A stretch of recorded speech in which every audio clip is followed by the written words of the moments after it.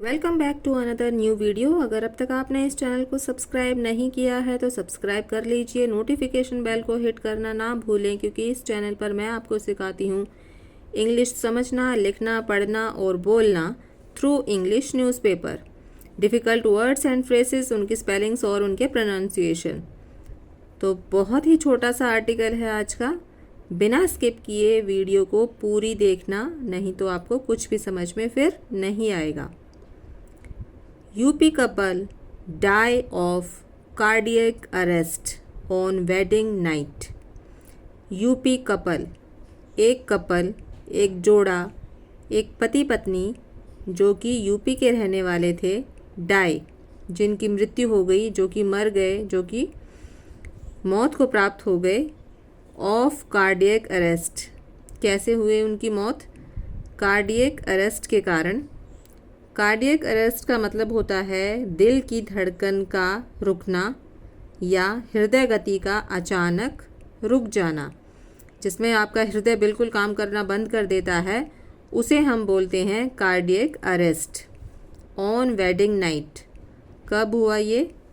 शादी की रात को। वेडिंग नाइट मतलब वेडिंग हो गया शादी, नाइट मतलब रात, तो शादी की रात को ये उनको कार्डियक अरेस्ट हो गया। स्पेलिंग याद करिए, CARDIAC, cardiac arrest, ARREST, wedding WEDDING, night NIGHT। A farm worker and his wife were found dead in sleep on their wedding night in UP's Bahraich with their autopsy reports mentioning cardiac arrest as the cause। A farm worker, एक खेतों में काम करने वाला, and his wife और उसकी पत्नी। Farm worker का क्या मतलब होता है? खेतों में काम करने वाला एक व्यक्ति या बड़े बड़े जो फार्म होते हैं उसमें काम करने वाला। तो यूपी का रहने वाला था, तो अ फार्म वर्कर वही हो गया, खेतों में काम करने वाला। एंड हिज वाइफ और उसकी पत्नी वर फाउंड डेड, ये मिले, कैसे पाए गए? वर फाउंड डेड मतलब मृत पाए गए, मृत पाए गए। इन स्लीप, नींद में।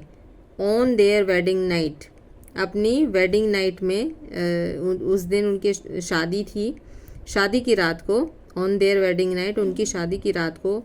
इन यूपीज़ बहराइच, ये यूपी के बहराइच का मामला है। With their autopsy reports mentioning cardiac arrest, जो कि उनकी ऑटोप्सी हुई है, जो पोस्टमार्टम हुआ है, उसमें ये रिपोर्ट आई हैं, उसमें ये मेंशन है, उसमें ये उल्लेख है कि इनकी जो मौत हुई है वो कार्डियक अरेस्ट के कारण हुई है।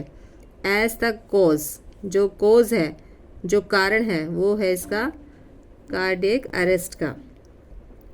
प्रताप यादव 24 एंड पुष्पा 22, उनके नाम थे प्रताप यादव जो कि 24 साल का था, पुष्पा जो कि 22 साल की थी। ऑफ केसरगंज, कहाँ के थे वो? केसरगंज एरिया के गोड़िया विलेज के रहने वाले, गोड़िया गांव के रहने वाले। Were cremated on the same pyre. Were cremated, cremated का मतलब होता है अंतिम संस्कार करना। ऑन द सेम पायर मतलब उसी चिता में। पायर का मतलब होता है चिता। तो स्पेलिंग याद करिए पहले तो इसकी। क्रीमेटेड की स्पेलिंग हो गई CREMATED, क्रीमेटेड। इसका हिंदी मीनिंग होता है अंतिम संस्कार करना।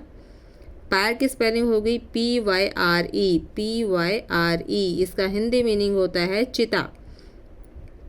तो उनकी अंतिम संस्कार किया गया ऑन द सेम पायर, एक ही चिता में उन दोनों का अंतिम संस्कार किया गया। Bahraich SP Prashant Kumar said forensic experts examined the room of the couple and found it lacked ventilation।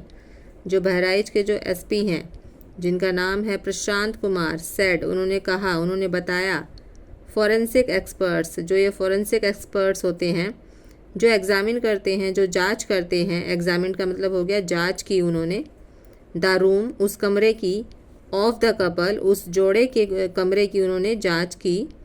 And found it, और उन्होंने ये पाया इट लैक्ड वेंटिलेशन, कि वो जो कमरा था वो लैक्ड वेंटिलेशन था। लैक्ड का मतलब होता है कमी होना, और वेंटिलेशन का मतलब होता है कि कमरे के जो अंदर की हवा है वो बाहर ना जा सके, और जो बाहर खुली वातावरण की हवा है वो कमरे के अंदर ना आ सके, तो उसको हम बोलते हैं lacked ventilation.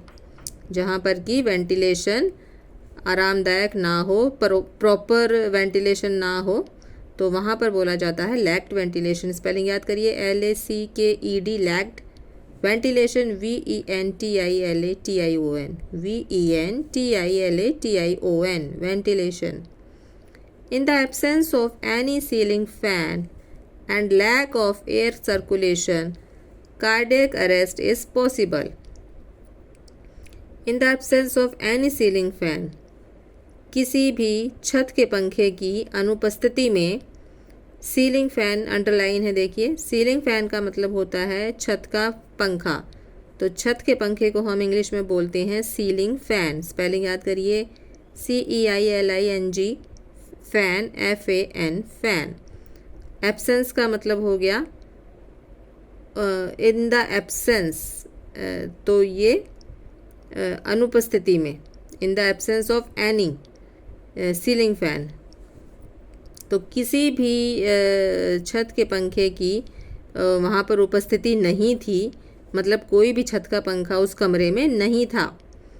And lack of air circulation, और लैक ऑफ एयर सर्कुलेशन तो पहले से ही था, जो हवा का जो सर्कुलेशन था, या पहले भी बताया मैंने, कमरे की हवा बाहर नहीं जा सकती थी, और जो बाहर खुले वातावरण की हवा है वो कमरे के अंदर नहीं आ सकती थी, तो वो हो गया lack of air circulation. Cardiac arrest is possible, तो इस स्थिति में जो कार्डियक अरेस्ट होता है वो पॉसिबल हो सकता है, वो पॉसिबल हो सकता है। He added, there were no signs of forced entry into the room. उन्होंने ऐड करते हुए ये बात बताई, there were no signs, वहाँ पर कोई भी साइन नहीं थे, कोई भी ऐसी चीज़ या कोई भी ऐसे जो चिन्ह थे वो नहीं थे कि वहाँ पर कोई जबरन घुसा हो उस कमरे में। फोर्स्ड एंट्री का मतलब हो गया कोई जबरन, कोई ज़बरदस्ती उस कमरे में घुसा हो, इनटू द रूम, उस कमरे में घुसा हो, अंदर गया हो। Nor any injury mark on the couple's bodies, और ना ही ऐसे कोई इंजरी मार्क थे, कोई चोट के निशान थे या घाव के निशान थे ऑन द कपल्स बॉडी, उस जोड़े के शरीर पर।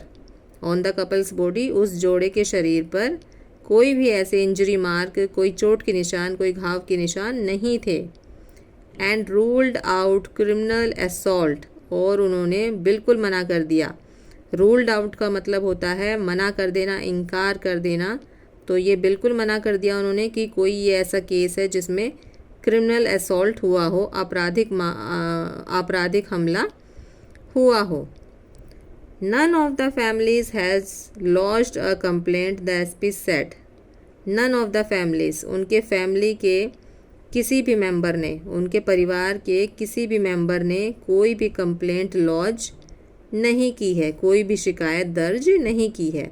लॉज्ड का मतलब होता है दर्ज करना, कंप्लेंट का मतलब हो गया शिकायत करना, तो कोई भी उनके परिवार के मेंबर ने कोई भी ऐसी शिकायत दर्ज नहीं करवाई है। द SP said, ये SP ने बताया। तो ये थी आज की वीडियो, मिलते हैं नेक्स्ट इंटरेस्टिंग वीडियो के साथ। Till then take care, bye bye.